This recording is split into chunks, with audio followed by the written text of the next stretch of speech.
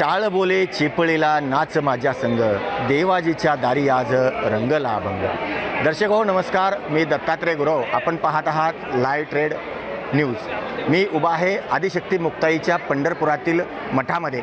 विश्वास, परंपरा आणि शुद्ध सोन्याची ओळख. भंगाळे गोल्ड.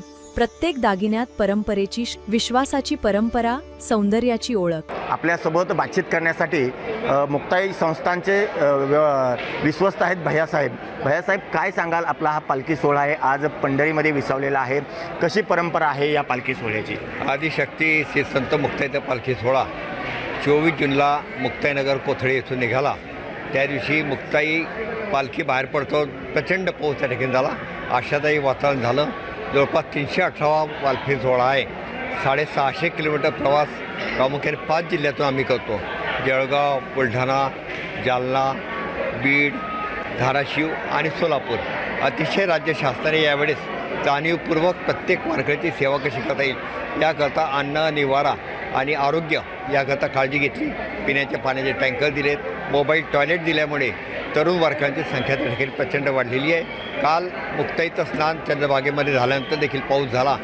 ज्या ज्या गावामध्ये आम्ही गेलो मुक्ताईसोबत त्यावेळेस पाऊस झालेला आहे. अतिशय शेतकऱ्यामध्ये आनंदाचं वातावरण आहे. हे वर्ष सुख समृद्ध जावो एवढी मुक्ताई चरणी प्रार्थना करतो. प्रामुख्याने उद्या दशमीला आदिशक्ती मुक्ताई चारी भावंडांना, संतांना घेण्याकरता वाखरीला सामोरे जातील. मुक्ताईची पालखी महाराष्ट्रात सर्वात आधी दिसते आणि सर्वात आधी पंढरपूरला पोहोचते. आणि उद्या मुक्ताई सर्व संतांच्या सामोरे जाऊन बहीण भावंडांना एकत्र घेऊन पंढरपूरमध्ये दाखल होतील. तो सोहळा पाहण्याकरता वारकरी आतुर असतात.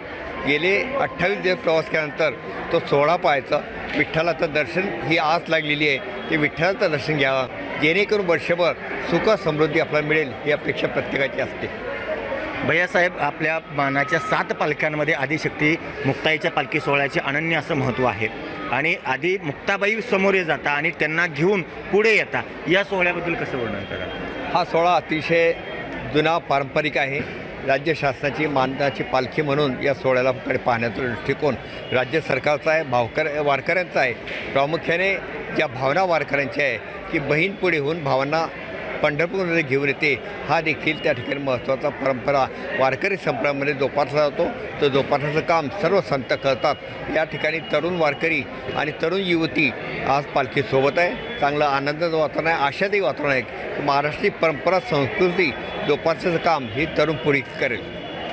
एकादशी दिवशी सुद्धा एकनाथ ज्ञानेश्वर माऊलीकडून बहिणींसाठी साडी चोळी दिली जाते. हाही कार्यक्रम आपल्या या मठामध्ये होतो. खरं म्हणजे कालच साडी चोळी दिली जाते, परंतु ते फार गर्दी असल्याकारणाने त्रयोदशीला ज्ञानेश्वर माऊलीच्या पादुका आदिशक्ती मुक्ताईच्या या मठामध्ये येतात.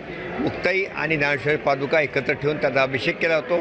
ते साडी चोळी मुक्ताईला देतात. आम्ही नारळ, टोपी, रुमाल ज्ञानेश्वर माऊलीला देतो आणि ती साडी दिलेली मुक्ताईची भेट म्हणून भाऊबीजला परिधान करण्यात येते.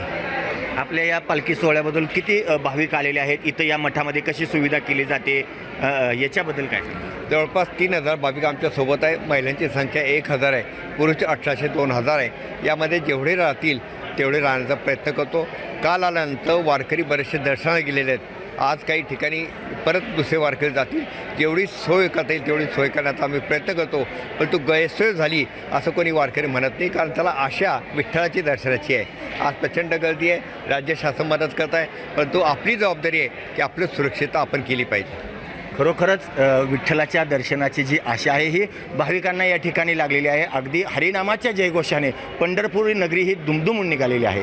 Dattatray Gurav, live trade news, Pandharpur.